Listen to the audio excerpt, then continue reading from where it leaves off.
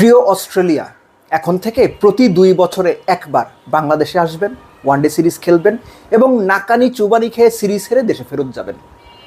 এই যে অস্ট্রেলিয়ার দম্ভ এবং দর্প চূর্ণ করে ফেভারিটের মতো অস্ট্রেলিয়াকে আউটপ্লেড করে ট্রু উইকেটে, স্পোর্টিং উইকেটে বাংলাদেশ সিরিজ জিতল, এইটা অস্ট্রেলিয়ার জন্য একদম উচিত জবাব। এর সঙ্গে যোগ করে নিন, যদি কোনো কারণে মোসাদ্দেক সৈকত এই পার্টিকুলার দ্বিতীয় ওয়ানডেতে 30-35 রান করে নট আউট থেকে ম্যাচ জিতায় বের হইতেন, মেহেদী মিরাজ হয়তো আজকে রাত্রে ভাত খাইতো না। রসিকতা করে বললাম, কিন্তু ইন রিয়ালিটি তাই। এটা নিয়ে আমি পরবর্তীতে আলোচনা করব। মূল বিষয় বাংলাদেশের জয়, ভেরি ওয়েল ডান বাংলাদেশ। অস্ট্রেলিয়াকে ফেভারিটের মতো খেলে প্রথম ওয়ানডের আগের দিনের আলোচনায় বলেছিলাম বাংলাদেশ ফেভারিট, এটা আমি বিশ্বাস করি। বাংলাদেশ প্রমাণ করেছে তারা ফেভারিটের মতো খেলেছে, অস্ট্রেলিয়াকে সিরিজ হারিয়েছে টানা 2 ম্যাচ জিতে। এখন হোয়াইট ওয়াশের অপেক্ষা।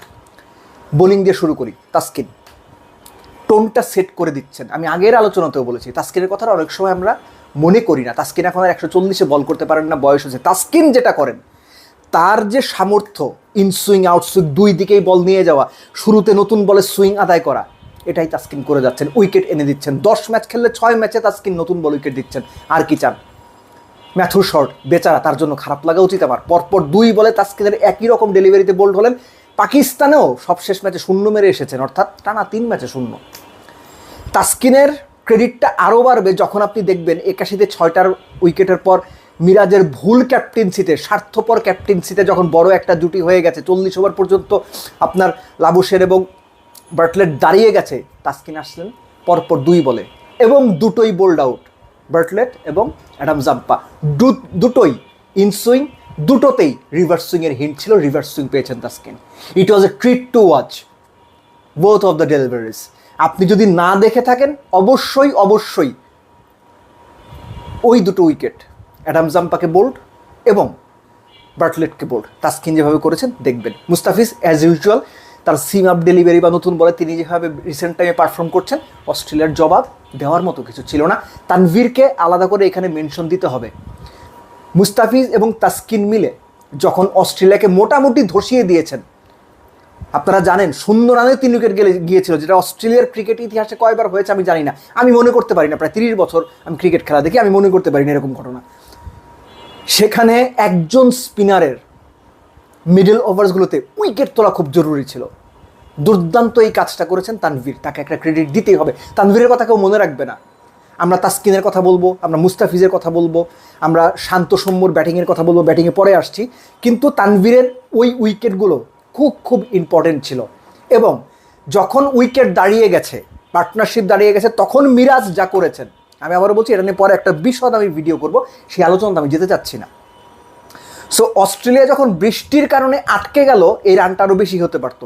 বাংলাদেশের টার্গেট গিয়ে দাঁড়ালো 190+, 190-92 রান। আসলে এখনকার যুগের ক্রিকেটে 40-42 ওভারে খুব বড় রান না, স্পেশালি এই ধরনের ট্রু উইকেটে।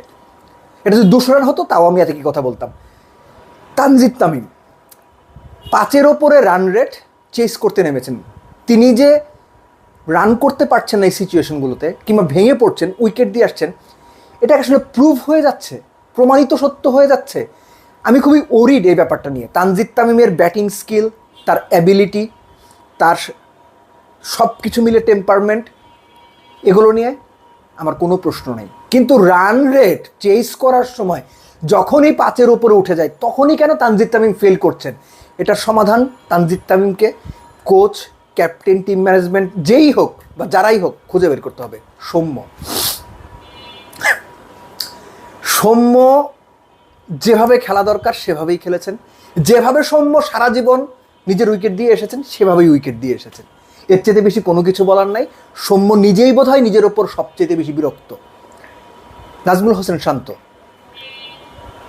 ওই যে অ্যারাউন্ড দ্য উইকেট গিয়ে বল করলেই তিনি ইদার বোল্ড হন, এলবিডব্লিউ হন। আজকে পেছনে ক্যাচ দিয়েছেন, প্রথম 9 বলে 0 করেছেন, তারপরের অংশটুকু দারুণ ব্যাট করেছেন। সৌম্যর সঙ্গে আপনার কত 95 না 96 বলে যে পার্টনারশিপটা করলেন, কত 85 রানসের দুর্দান্ত পার্টনারশিপ ছিল। ওই পার্টনারশিপটাই শান্ত সৌম্য মিলে বাংলাদেশের টোন সেট করে দিয়েছেন। এর আগে 3 ম্যাচে আপনার 2টো 50, একটা 100 করেছিলেন Shanto. He is in very good form. কিন্তু ওই যে একই ধরনের আউট, সৌম্য ভালো খেলতে খেলতে উইকেট দিয়ে আসা, এই ঘটনা ঘটেছে। লিটন প্রবাবলি এই ম্যাচের বাংলাদেশের উইকেটগুলোর মধ্যে একমাত্র উইকেট যে বলটা দেখে আমার মনে হয়েছে আনপ্লেয়েবল বলা যায়, কিন্তু আরও একটু পিছিয়ে এসে বললে যে ব্যাটসম্যানরা আসলে কিছু করার ছিল না। ওই জায়গা থেকে বল অত শার্পলি ওপরে উঠে আসলে দুনিয়ার কোনো ব্যাটসম্যানেরই কিছু করার থাকে না। এই কারণে লিটন উইকেটটা নিয়ে আসলে কিছু বলার নাই। Liton was looking so solid, so good. Towhid Hridoy উইকেটে থাকাটা খুব প্রয়োজন ছিল তার জন্য, নিজের জন্য, দলের জন্য তো বটেই। এই যে ম্যাচ জিতিয়ে নট আউট থেকে বের হয়েছেন, ইট ওয়াজ absolutely brilliant from Towhid Hridoy. বল খেয়েছেন, কিন্তু ওই সময়টা দরকার ছিল। কেননা মিরাজ যখন উইকেটে এলেন মোসাদ্দেকের আউটের পরে, মোসাদ্দেকের আউটের কথা পরে বলছি, যখন উইকেটে এলেন তখনও প্রায় 50-এর কাছাকাছি রান বাকি, কত 46-47 রান বোধহয় বাকি। ওই সময় মোসাদ্দেকের আউটের পরে যদি তাওহিদ হৃদয় আউট হয়ে যেতেন, বাংলাদেশের জন্য খুব ট্রিকি একটা সিচুয়েশন হলেও হতে পারত। মিরাজের সঙ্গে মিলে যে তাওহিদ হৃদয় 50-এর পার্টনারশিপটা করেছেন, সেটাই আসলে বাংলাদেশকে সিরিজ জিতিয়েছে। মোসাদ্দেক সৈকত, আপনি যদি 30-35 রান করে নট আউট থেকে ম্যাচ জিতে বের হইতেন, মিরাজ আজকে রাত্রে ভাত খাইতো না। আপনি নিশ্চিত থাকেন ভাই, পরপর 2 4 মেরেছেন, ওই ওভারে আবার কেন আপনার ওরকম শটটা খেলতে হবে? আপনি ঢাকা প্রিমিয়ার ডিভিশন ক্রিকেট লিগে এই ধরনের সিচুয়েশন দিনের পর দিন ম্যাচ জিতিয়েছেন, ম্যাচের পর ম্যাচ জিতিয়েছেন। আপনি নিজে বুঝতেছেন, আমি শিওর যে শটটা খেলা উচিত হয় না, ওই সময় দরকার ছিল না। আমি বুঝতাম আপনার রানের তারা আছে, 8-9 উপরে রান রেট লাগবে, 10 ওভারে 90 লাগবে, 90 বলে 120 লাগবে, আমি বুঝতাম তখন আপনি শট খেলছেন। ঠিক আছে, আপনার রান রেটের প্রেশার, চেস করার প্রেশার 4-এর নিচে, অর্থাৎ আপনার 60 বলে 40 রান করতে হবে। সেই সময় গিয়া আপনি 1 ওভারে 2 4 মারার পরে ডাউন উইকেট গিয়ে হাতে তুলে দিয়ে আসবেন লং অফে কিংবা এক্সট্রা কাভারে। এটা হয় না, এটা হয় না। Mosaddek Saikat, you miss the trick, but above everything the main trick has been played by Bangladesh cricket team. ভালো উইকেটে অস্ট্রেলিয়াকে এনে একদম নাস্তানাবুদ করে দেওয়া। এখন হোয়াইট ওয়াশের অপেক্ষা। আশা করব বাংলাদেশ তৃতীয় ওয়ানডেতে আরও শার্প, আরও লিথাল, আরও ফোকাসড হয়ে মাঠে নামবে এবং অস্ট্রেলিয়াকে হোয়াইট ওয়াশ করে তারপর T20 সিরিজেও ফেভারিটের মতো মাঠে নামবে। Very well done Bangladesh.